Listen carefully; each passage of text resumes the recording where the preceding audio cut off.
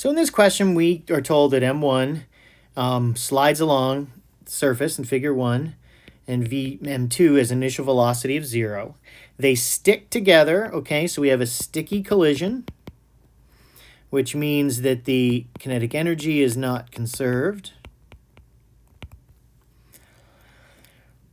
Frictionless forces between the masses, the surface and the ramp are considered to be, frictional forces are considered to be negligible. So there's no friction, that's important.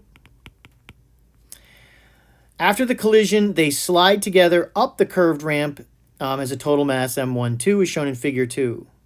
They eventually come to a rest, so they end up here, and then we have a final velocity of 0.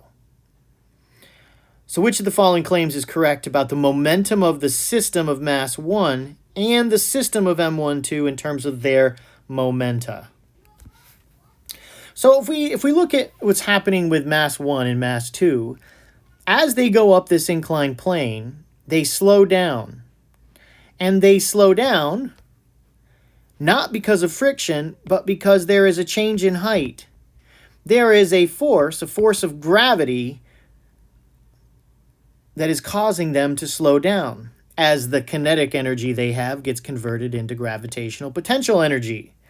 So in that sense, as they are moving up, the system is not closed as 1, 2. There is actually the body of the Earth, which is exerting a force external to the system. Now, if we back up for a moment, the law of conservation momentum says the total momentum of the system, initial and the final, will remain equal unless acted on by an outside force. And by outside, it means outside the system. So since their momenta is not constant as we watch it, those two objects, that must be there is a force outside that system that is causing them to slow down, for their momentum to change. So when we look at M1, M2, we know it must be open. So M1, M2 is open. M1, M2 is closed, so that takes 2B out. And choice C. Now, if we look at choices A and C, the difference is M on M1 is open versus M1 is closed.